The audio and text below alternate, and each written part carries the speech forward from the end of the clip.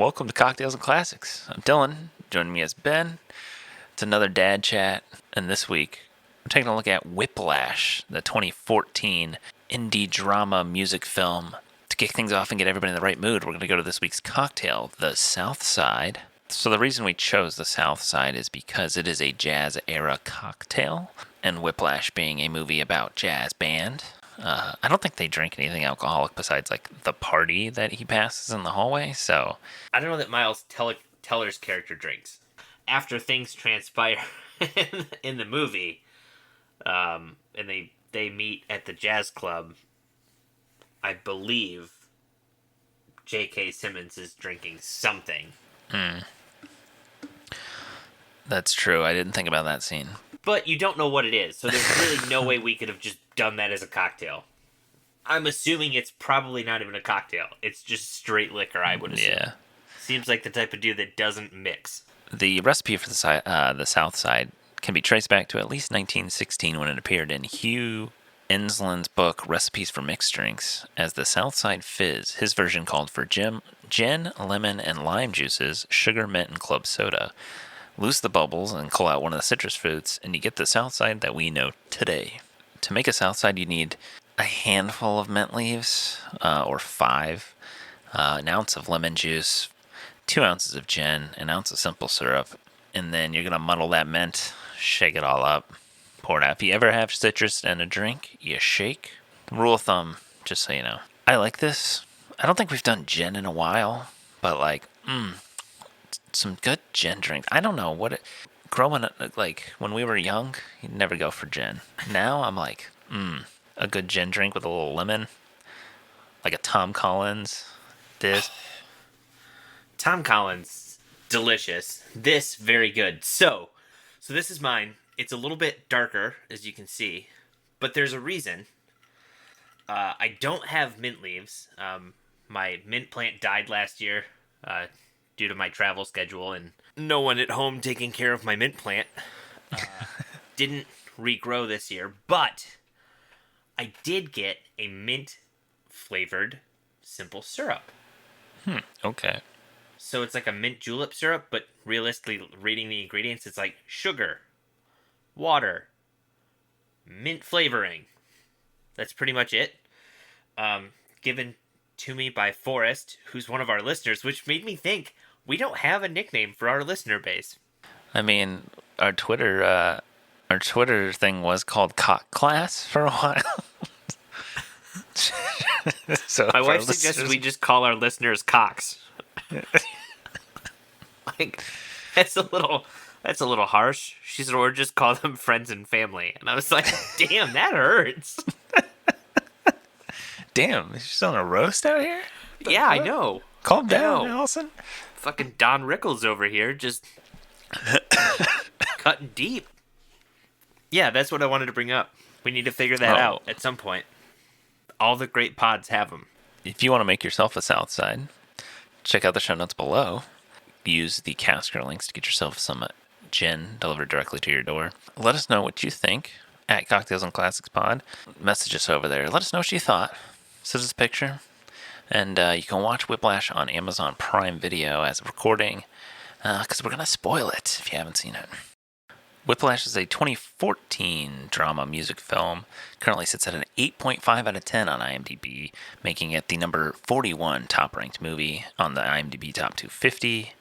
It is also number 27 on Letterboxd Top 250. Written and directed by Damien Chazelle, Whiplash stars Miles Teller, J.K. Simmons, Melissa Benoist, Paul Reiser as his dad. It is the story of a promising young drummer enrolls at a cutthroat music conservatory where his dreams of greatness are mentored by an instructor who will stop at nothing to realize a student's potential.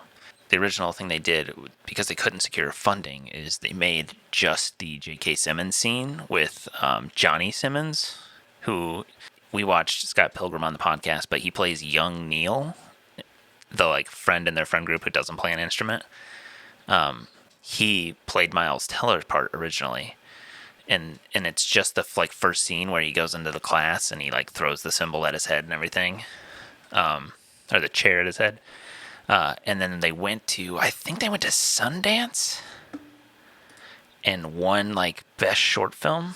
Yeah, one best short film as like a grand jury prize at Sundance, and then ended up getting funding for Whiplash, the movie, and then they made it in like 14 days or something, and he ended up, it was like between Johnny Simmons and Miles Teller, and he ended up going with Miles Teller because was a bigger name at the time, and he was like originally a drummer, but not like jazz drummer, but like he had experienced drumming. I had seen this film. Ben, you had not? No, I hadn't. Yeah, I really enjoyed this movie. Obviously, I very much remembered the whole, like, is it rushing or dragging? Like, which one?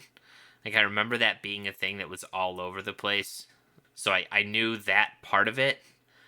I knew almost nothing else going into this. So, yeah, I was really, like, kept sitting there wondering, like, where are they going to go with this? Where are they going to go? Oh, this is where they're going to go. Okay, cool. So, Dylan, have you ever seen Oz, the HBO series from, like, the late 90s, early 2000s? No. I think I know of it, but I've never seen it. So it's about like a prison.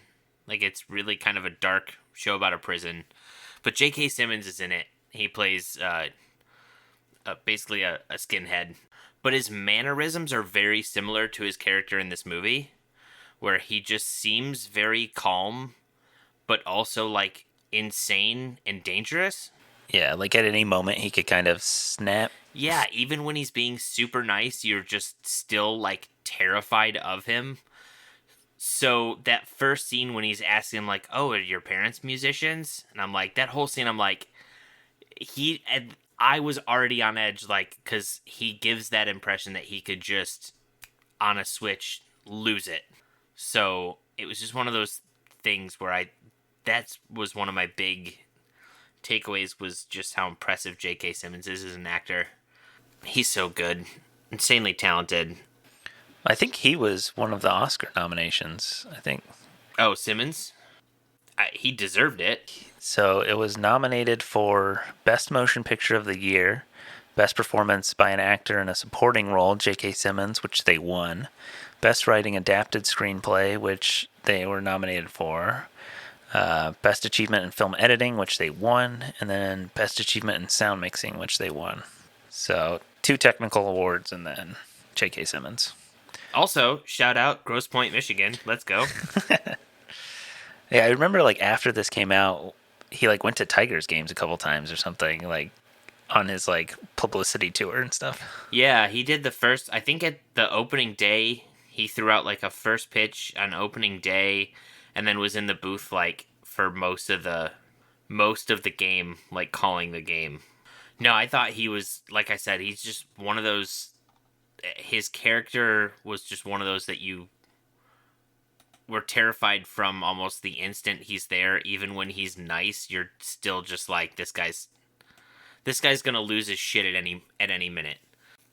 I thought Miles Teller, I think I think a lot of the times I don't think his acting needed to be very good, but the scenes where like he gets, like when he's running late and he shows up and he's like, no, he's not taking, like, that's mine. Yeah. You know, all of that, when he really kind of showed that part of the emotion, I thought was his best acting in the movie. Fuck off, Johnny Utah. Flip my pages, bitch. Yeah. Like I said, I was very, very impressed. I was shocked at I knew something had to happen. There was no way he was just gonna go, you know. So we're gonna get into the spoiler part where he gets hit by the semi truck. When he's driving back after getting his sticks that he left at the rental car dealership. Like Enterprise, yeah. I knew something had to happen. There's no way they're gonna show him rushing to go get his drumsticks and then he's just gonna magically get back. So yeah, I knew something was gonna go on. Something was gonna happen. I was just wondering where they were going to go after that point, because then he just gets up and runs to go play. And I'm like, oh, okay. Is this going to be the point where now he's this super successful, you know? Like I said, I knew nothing about this movie. So to me, I was like, oh, is this going to get into him being like now a professional drummer? Like, is this just gonna follow like his whole career? I had no idea. And then when everything happens and he gets cut from the program, it's like, oh, okay. But the giant FU of the come play in the band at this showcase. Oh my god! And then like you're like, oh, it's all good. Yeah, like, oh, cool. Like and then he's like, I know it was you. I'm like, oh no, what's gonna happen? And doesn't give him the sheet music. And then they start playing other shit. Oh god, I was like, oh, this is cringy. This is cringy. I can't take it. Dude, even just the part after he gets into the accident and like he's trying to play but literally can't grip the stick because his hand's so fucked up. I'm like physically cringing, and I'm like, dude, just give up for a second. Like, I understand your dream is to be the best, but like a lot of those scenes where they just start showing his hands bleeding, I was just like, all right, can we not? Can we do something else here? Like, you would never, I don't think you would ever get to that point where your hand is like bleeding from drumming. I feel like you're not doing something right if that's I guess my thing is you're drumming like that almost daily, right? Yeah, like you would build a callus at what point right? do you build a callus? Thank you, right? This isn't just me. I will say the shots of the drum playing where it kind of cuts to like the beneath shots, the overheads, some of the side, those shots were really cool. I thought that was really well done, because to make a movie about playing an instrument, where realistically, I mean, that is, there's the drama between Fletcher and Neiman and, you know, Nicole, Melissa Benoist's character, which I feel like there was more to that character that got cut. Yeah. I feel like there's a lot more to that storyline that just was cut out, because it was like they went on a date and then next time you really hear about her, he's breaking up with her. And then you don't hear about her again until the end of the movie, where he tries to get back with her and she's like, I have a boyfriend. And it's just like, was this necessary to really get into? But I feel like there was a lot more of like them going out, and like maybe that was the reason, you know, he could do the double time before, but now he couldn't do it because he hasn't been practicing. Like, makes sense. I think something that this movie does so well, and I mean, this is kind of going to get away a little bit from what you were saying and then come back, but like, so when I had seen this movie a long time ago, probably when it came out, I think like 2014, 2015, whatever. And I haven't seen it since. So rewatching it, I was like, damn, forgot how good this movie is. And I think this movie for me goes in the same category of like Uncut Gems and like Shiva Baby, or what you were saying about this like J.K. Simmons character could like blow up any time. It's like that scene in Boogie Nights with Sister Christian, and the guy's like, you're just waiting for something to happen. Like, it's like the entire movie is like that scene where you're so uncomfortable, so tense. What's going to happen? And I think it does a great job of melding jazz music, which I think is a medium of music that is already kind of tense, especially the type of jazz that they play. Like, it's like very like moving, very like tight, quick music to me.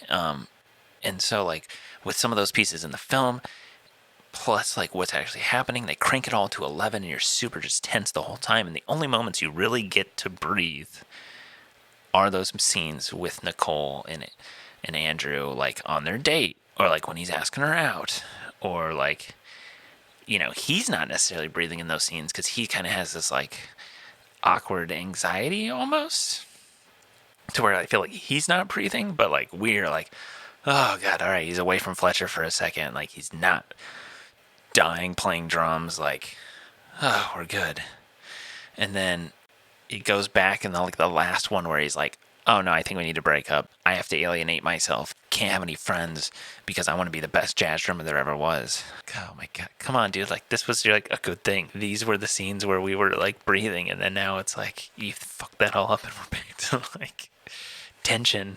That's my thought process. Is like those scenes are there for you to breathe for 2 seconds and like see him outside of. He's not just like this like psychopath almost. he's so dedicated to this thing, and like that's all he can think about. He's like, I can't have relationships. Like, argues with those, I don't know if they're family or just family friends, but the two kids playing football. Yeah, I think it's supposed to be his uncle and aunt and two cousins. Yeah, he's like, you guys suck. Like, I'm gonna be the best drummer there ever was, or whatever. And his dad's like, does this help you at all? Even get to Lincoln Center? No. Okay, and then shut up. And that's what the center of this movie, all this movie is it's kind of a character study about, and really a commentary on the strides that mentors and like teachers will go to bring greatness out of someone. Is this ethical? Is this healthy? Not really. I mean, because you see, I forget the character's name, but like the one kid was driven to like kill himself because he could never reach the like level that Fletcher wanted him to. And then even like after that happens, Fletcher's still a fuck, and he's like, I would never apologize for like anything. I was there to push people beyond what's expected of them, and I believe that's an absolute necessity. The two worst words in the English dictionary are good job. You're not a good person. And you've never, like, you know, Yeah. he even says himself, he's like, I've never gotten my Charlie Bird because like no one's ever reached that potential or whatever. And I'm like, I wonder why. Yeah. But I've tried. Yeah, no But I matter how tried. hard I push them, they never reached Charlie Bird status. And it's like, yeah, because that's how you get people to quit. It's because you push them too far. The scenes with Nicole, I get what you're saying, is those being good, like, breathing points. Counterpoint, I think you get more out of the relationship between Andrew and his dad than you do any of the stuff with Nicole. I think you could use that as a way to kind of give breath. And at the same time, you kind of could, idea, you could have taken that mentor-mentee comparative father-son relationship with Andrew seeing Fletcher as the father figure and kind of using that time to kind of maybe play into that more. I don't know. Like I said, to me it was just like Nicole was in the movie for 5 minutes and it just felt like by the time they broke up there was nothing for you to really be that emotionally attached, that by the time he breaks up with her, I'm like, how long have you guys actually been dating at this point? Like, Yeah, there's no real like time like to tell what's going on in the movie. maybe a couple weeks. We see you go on one date. It's super awkward. Yeah, where he's like, oh, where do you go to school? Fordham. Why? I don't know. Like, that's just what I chose. And like, what are you studying? Haven't chosen a major yet. And that's like this like awkward conversation of like, well, you have no drive and purpose in your life. And then when he breaks up, you know, that's like her big thing is like, oh, you think I'm hindering you because I don't know what I want to do with my life? Like, Yeah, it just seemed like there was not enough. There was not enough to make that emotional connection by the time that scene happened. Like I said, it could be something where that was cut down or gotten rid of for time. I don't know. But personally, that was one, like, gripe I had. Like, either commit to that kind of side story or part of the story, or don't, but, like, don't just leave a grand total of a couple minutes in.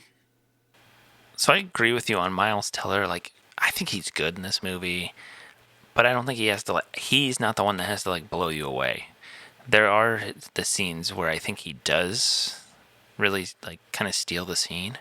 And those are more so the scenes, like the performance scenes, which I read wasn't totally him. Most of it is him, but there are body doubles at some points. But I think really the person who's going to steal the show and does ultimately carry the whole movie is Fletcher.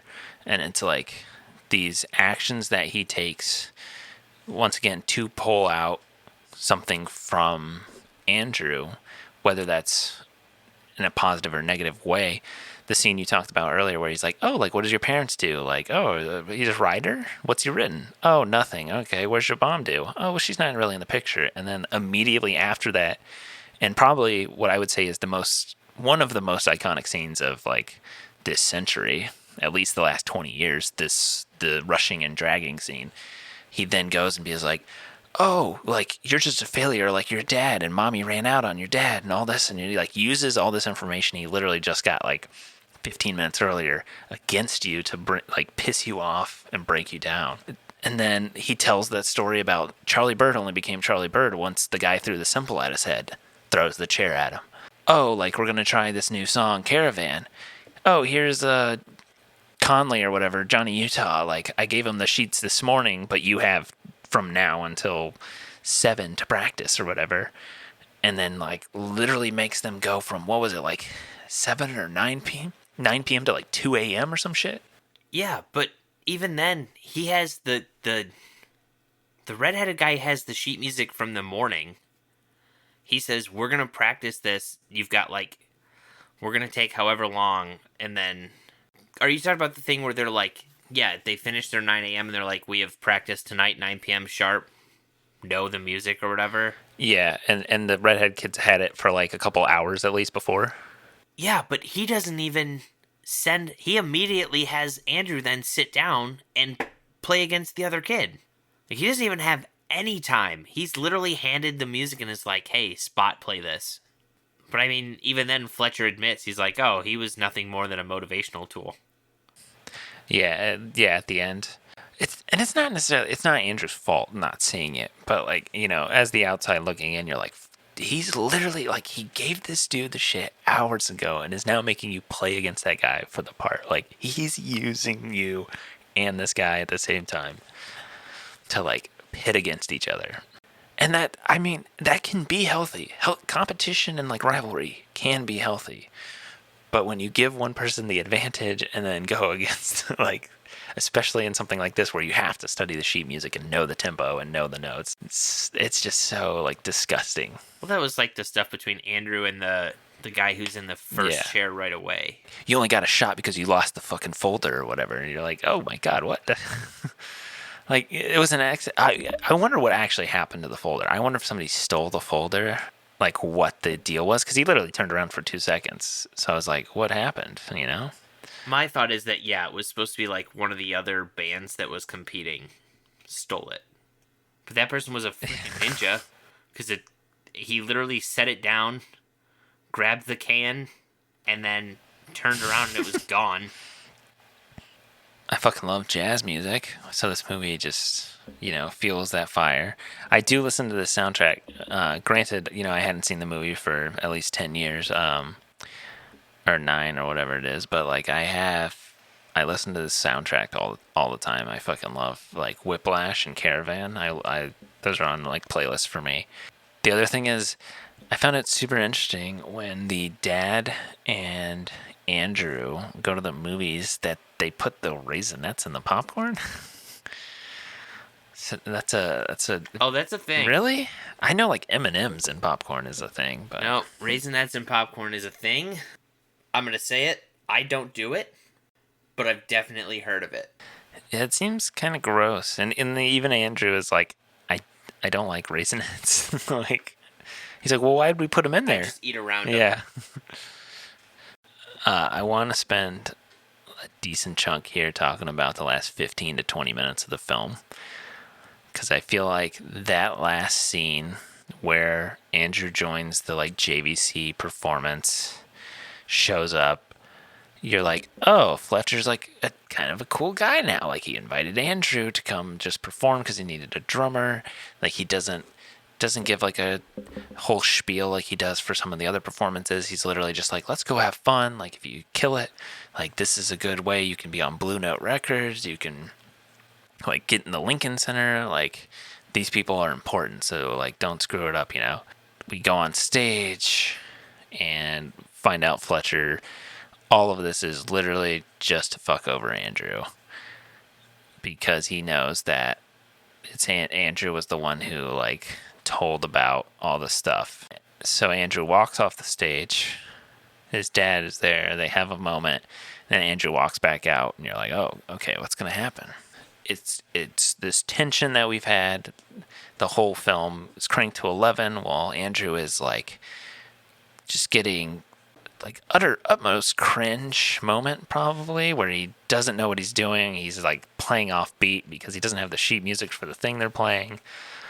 all of this, but then when he goes back out there and starts Caravan for like 10 minutes or whatever the song is, it's a long musical number, but like you live in that entire moment, both of those, the cringy and then like the amazing performance of Caravan.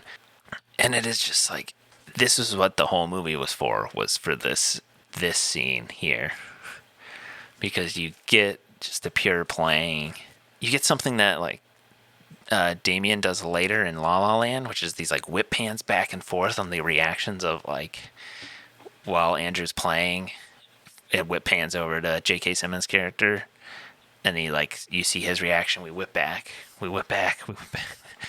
But just the whole thing is like, oh, it's the sound design just so good, so tense, and like ultimately we get to all of this, the entire movie, all the shit that happened, to just this small nod at the very end of approval, the like good job that Fletcher says is like the worst thing in the world that Andrew earns after all of this. And like that was all of it. It was all for that little like extreme close up of Fletcher's face and just a little no. You mean the close up where they don't even show his like the bottom part of his face, but you can just kind of see that he's maybe smiling? Yeah. And he just kind of like little small head nod, basically. Like it's not even, you don't even see him say good job. It's literally kind of like a motion of acknowledgement. Which again, props to J.K. Simmons for that scene, because you kind of see him at the beginning of the like, I know it was you, you little shit, fuck you. And then he's kind of getting his revenge or whatever. And then you see when Andrew decides like, all right, fuck me, no, fuck you. We're gonna go into this, and he starts playing, and he tells the bass player like, it's Caravan, I'll count you in. And then he does it, and you see he starts off super pissed, and he's like, what are you doing? You know, and then once he gets into the actual solo, you see where he's just like, he's mad, and he's like, oh, this is it, more. And then he's actually like into the directing of it. Yeah. Again, to the point where it ends, and he's just like, yes, this is what I wanted. Transition that he is able to show in the limited reaction shots you get of him is just so good. Yeah, that scene in particular, when they do the cuts and the camera angles of, you know, you've got like from below looking up and you're just seeing him play, the overhead shot, the different shots that they use that in the scene of his solo is so fucking good. I wonder how they should, like, did they have multiple cameras or did they shoot that multiple times? Because like it's pretty nuts, because there's the overhead, there's the under, there's like literally just on like the cymbals, there's like, you know, you get some of J.K. Simmons, you get some of Miles Teller, you get some of the other bands. Like, oh, this is like, it's kind of a sexy movie for like band instruments, because like any of the scenes like in the music room, like the practice room, where they're like, you know, a lot of nice little like light reflections off of the brass and stuff, setting up like some of the instruments and tuning. I mean, there's also some very unsexy parts, like when the dude's like cleaning out the fucking reed and like the spit valve and stuff. You're like, okay, that's a little gross, but it is very like in the moment when they're playing the music, and it's like just pure action and tension, and it like looks so good. And you're like, dude, this is, yes. This is the sexy movie that jazz needs. This is going to bring it back. This is the movie that band nerds needed. It wasn't American Pie Band Camp. It was Whiplash. Oh, God. No, I mean, yeah, this movie definitely made jazz and swing seem cool. Even in a modern time. It wasn't one of those things where like, yeah, jazz music's cool if you're in the 1920s. But yeah, it was a thing where it was like, oh no, this is actually like a cool thing to see, and it's cool to play instruments. is a message I feel like that could be used more. I don't know, I definitely noticed like my time in school, the participation in band just declined and declined and declined. It became the nerd thing. It's like, I mean, it's music. Playing music is cool. Everyone loves fucking music. And let me tell you, most of the people that you listen to know how to play at least some sort of instrument that you probably would learn how to play in band. I just saw that, I guess, when Miles tackles Fletcher at one point, J.K. Simmons suffered 2 broken ribs. And they still had like a couple more days filming to go, and he just continued on. Yeah, I just saw this thing again. So Melissa Benoist has less than 10 minutes of screen time in this movie. That's absolutely bonkers. Also, J.K. Simmons, some of his lines are just outlandish in this film. Like, some of the quotes he says, I was just like, what the fuck? Yeah. J.K. Simmons is one of those actors that can say the most ridiculous things, like I'm going to, what does he say? I'm gonna fuck you like a pig or something like that. Yeah, which I think it sounds like he was going to say, I'll gut you like a pig, but he then says, I'll fuck you like a pig. I think they changed it. I think originally in the short film it does say, I'll gut you like a pig, and then they switched it to... Okay, that checks out. But he's one of those people that can say the most ridiculous shit, but because he's such an intense actor, it doesn't come across as like cheesy or unbelievable. Yeah, I see the one where he's like, "This is not your boyfriend's dick, don't really." I'm like, oh my god, like, come on, dude. Yeah, I will say, the F bomb, the gay slur, That a lot of use of the R word. lot of slurs, which is weird for being 2014 that they did this much, but was kind of shocked at that. But It does, and I just think it's the time. I think, like, I'm sure some people it doesn't bother them. Us, whenever we watch any movies like this, or like, any like mid 2000s comedies, and you just hear some of that language, and it just like nails on a chalkboard, like you like flicks a switch, and you're just like, oh god, what? Like, it could have been. You could have avoided this line. Like, it's sad, but it just like, I don't know. Language evolves, people evolve. It does kind of like grate you a certain way, and it's like, like, I'm not gonna like slight the movie for that. We're a little above that, but his character is a fucking dick, just, so like, That's the other thing where it doesn't bother me as much, because I believe that he would be someone that would do that. You know what I mean? He comes across as someone that would be that type of person. Well, Ben, you had not seen this film. I had. I was a goob. You'll be the goob. You'll go first, and then I'm gonna give a nostalgia rating and an updated rating. Ben, let me hear it. What did you think of Whiplash? This movie is good. Wow, resounding. This movie's no this movie. Like I said, I didn't know what to expect.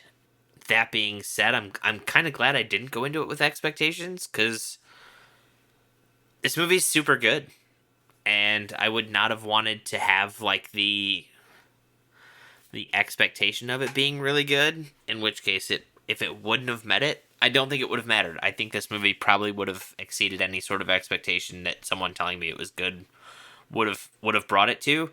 This movie makes me really sad that J.K. Simmons got to be a part of the DC Comics universe for all of like 10 minutes. Real hurt by that, because I think he's just a phenomenal actor. I don't think I've ever seen him in a role that I've walked away being like, he wasn't very good. Even like the comedic, J. Jonah Jameson from the Spider-Man movies of the 2000s, and even the new ones that they're, the new MCU versions too. He's just so good. He well deserved that Oscar. I was kind of sad Melissa Benoist was only in 10 minutes of this movie. Big Melissa Benoist fan over here. I think Miles Teller is a very good actor. I don't think if someone were to say what's the movie Miles Teller acted the best in, I don't know that this would be the one that I'd be like, this is it. This is the one that he's the best in. This might be the best movie he's been in. But I think he was, I don't know, I don't want to say like he was perfectly okay, because that makes it sound like a downplay. He was good. He didn't need to be anything more than what he was. That's how I'll put it. I think he did a good job, but he didn't need to be the scene stealer, and he didn't need to be the as much as he was the star, he didn't need to act like the star of the movie. Rating this is really hard. I think I might go with an 8 on a rewatch later on. That might even get bumped up. I could imagine probably rewatching it and it catching some things I might not have noticed. That it might jump up to maybe like a 9, but that said, I did have minorish complaints. But overall, if you're like me and you haven't seen this movie, it is more than worth the watch. Go watch it ASAP. Enjoy it. If you've watched it and haven't seen it in a while, I'm sure Dylan will probably recommend that you go give it a rewatch ASAP. So, yeah, I watched this film when it came out. I hadn't watched it since. When I first watched it, 2014, Dylan gave it a 10 out of 10 on IMDb. And 2023, Dylan's about to give it a 10 out of 10 on this podcast right now. This movie is, to me, perfect in every aspect. I know there are things you can gripe, like, oh, weird. Why has Andrew never played with this band before this big performance at the JVC performance? It's weird that he's never played with them. Maybe he did, and maybe J.K. Simmons was just like, oh, here we go. Here's some new no sheet music, But, I've kind of already said most of it, but, it's beautifully shot. A lot of it's top lit, which is always very pleasing. Love the jazz music. Big jazz fan. J.K. Simmons kills it. Miles Teller does a great job. But he, like Ben said, he doesn't have to do an amazing job. J.K. Simmons is carrying most of this movie. Andrew's in every scene of this film, but J.K. Simmons steals every scene that he's in. When he is on screen, you are tight butthole, full clench, what is going to happen? The tension is palpable. What is he going to do? He's so unpredictable, so, out of control. What is he going to do?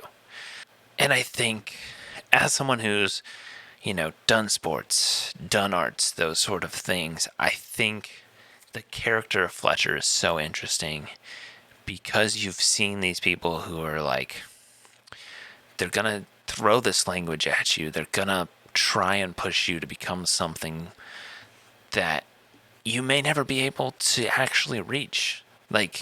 Not everyone's going to be able to be the next Charlie Bird or the next, sometimes you just have to sit back and be like, I'm going to give it my all. I'm going to do my best. And my best is me, I think that controlling, manipulative, power hungry, teacher mentor concept is a very interesting thing that I don't think has been really looked at too much in the sense of a film. I love this one. I wish I would have watched it sooner again. And if you haven't seen this film in a while, please watch it again. I am definitely going to watch this one more often now. Ben, I would like to do a little segment here at the end of the podcast, though.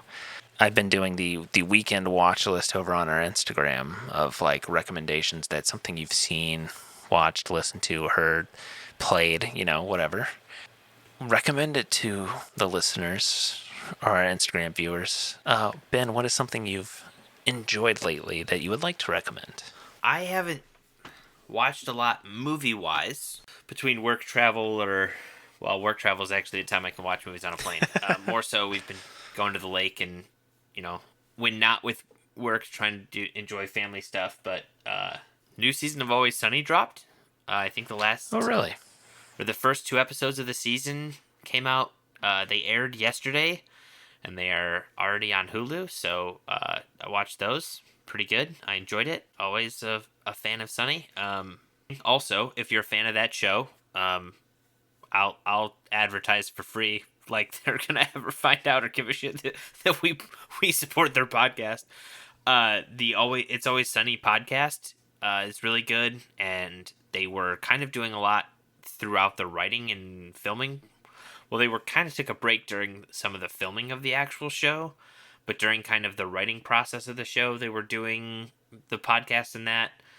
And I think they kind of said they felt rejuvenated on it with this season. I know they had a couple of the writers that had been gone came back for a couple episodes, which makes sense now knowing what those guys Martin and Roselle what they're doing. One of them is now a writer / producer on Rick and Morty, and the other one works for Dave on FX, so that makes sense. But I know they came back for a couple episodes, so they kind of said that I think they're renewed. I think they're up until season 20. And I think this is 16 or 17, so I think they've got a couple more years if they want to keep going.